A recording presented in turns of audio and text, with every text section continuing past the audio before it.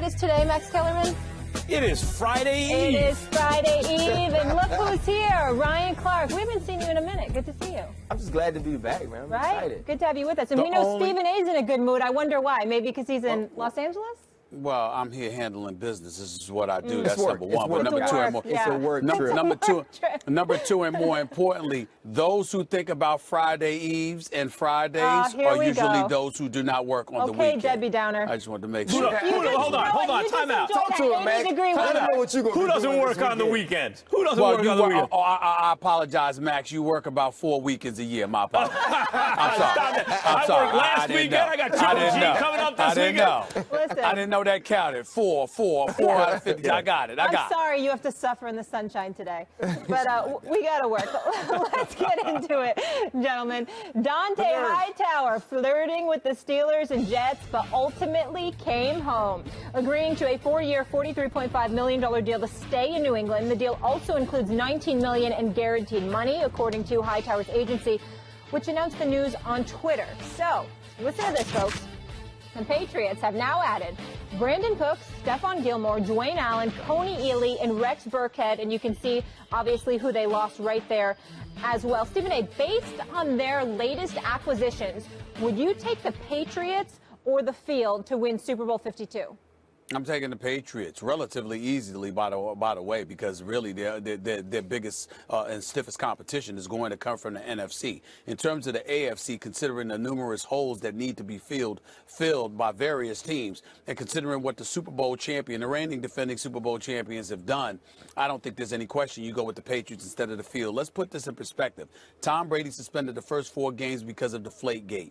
They go 3-1 without him. They come back. They go 11-1 with him, and they win the Super Bowl. This is Tom Brady that passed for nearly 500 yards in the Super Bowl after they were getting ramrodded throughout the first half, out-physicaled by the Atlanta Falcons. They figured out a way to get things done. So what do you do in the offseason? You're Bill Belichick. Do you rest on your laurels? No, you do not. What you do is you go out and you get Brandon Cooks from the New Orleans Saints. Fly patterns all day long, deep threat, opening up the field even more significantly for the Amendolas, the Edelmans, the Hogans of the world, people like that. You re-sign the guy that strip-sacked Matt Ryan in the Super Bowl, and Dont'a Hightower, who's 26 going on 27 years of age.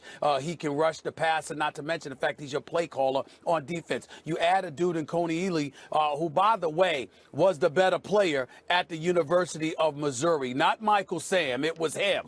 It was Coney Ealy who was legit, and we know what he's capable of doing. You add him as a defensive tackle. You add Burkhead as a backup running back or what have you. So when you look at it from that perspective, you addressed another wide receiver spot. You addressed somebody in the backfield. You addressed the defensive tackle. You maintained or kept in place one of the elite individuals on the defensive side of the ball for you, who happens to be your signal caller, and pretty much the rest of the nucleus of your squad is intact. To me, it's easy. Patriots out of the AFC, their toughest would be the Super Bowl, and 60 minutes away from a title. I'm not going to bet against them on most situations. You're wrong. Now, if the question was something like, are they the odds-on favorite? Duh, right? There's no such thing as a lock in the NFL. But there hasn't been a favorite this obvious, maybe since the early 90s Cowboys teams, where you go into the season, that's the defending champs, and they just got better in free agency, and they did it without Gronk, and he's coming back, and they're about to turn their backup quarterback into a first-round stud, and they draft better than everyone. It is, and this could be Tom Brady's swan song. Who knows? In fact, I say it is. It will be. Right.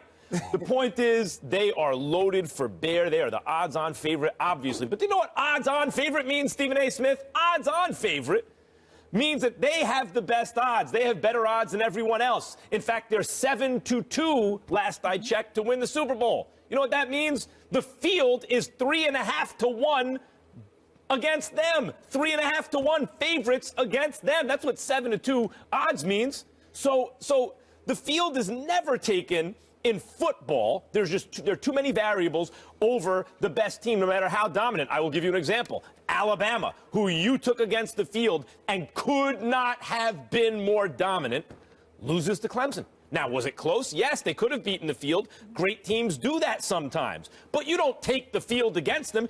For example, you think in next year's Super Bowl, a team that has the game all wrapped up, instead of calling 2 running plays and kicking a field goal, is going to call 2 passing plays again?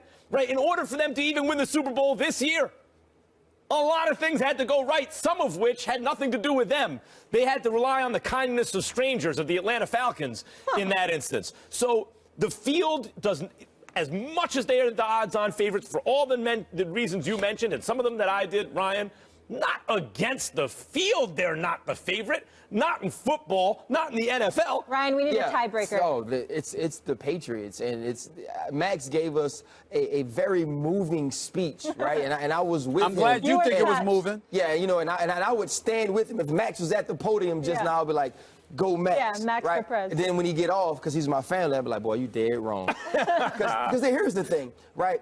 Tom Brady's basically been to the Super Bowl for half of his career.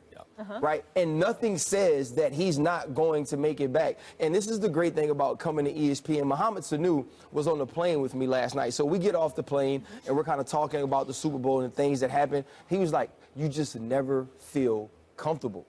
And that's the thing. The Patriots are that good that no matter what the game is, no matter where they are in the season, You're just saying never against the Patriots in the Super Bowl. Yeah, he's like, you just never felt comfortable. And then there's a great shot of Gabriel talking during the game, right? And he's mic'd up, and so they're winning, and somebody was like, hey, man, we got this, we got this. He's like, man, but that's Tom Brady, bro. And that's just the thing. Tom Brady's still there. And this imaginary cliff that Max has made for Tom Brady. The imaginary one that everyone's fallen off of in the history of the world. That he's clearly walking toward the edge of, it's not going to be this year. And this team has gotten better, and they have kept key pieces.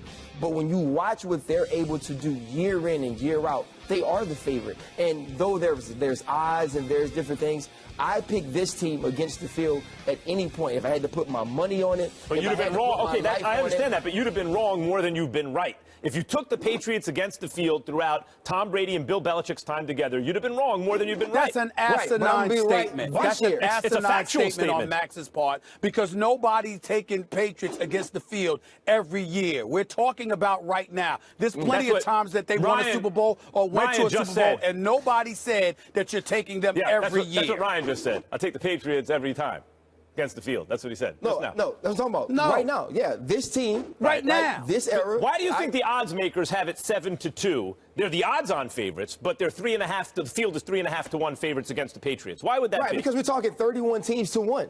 Right. So you're saying that there's an opportunity. 31 teams have a chance to be better than 1 team. Yes. I get that.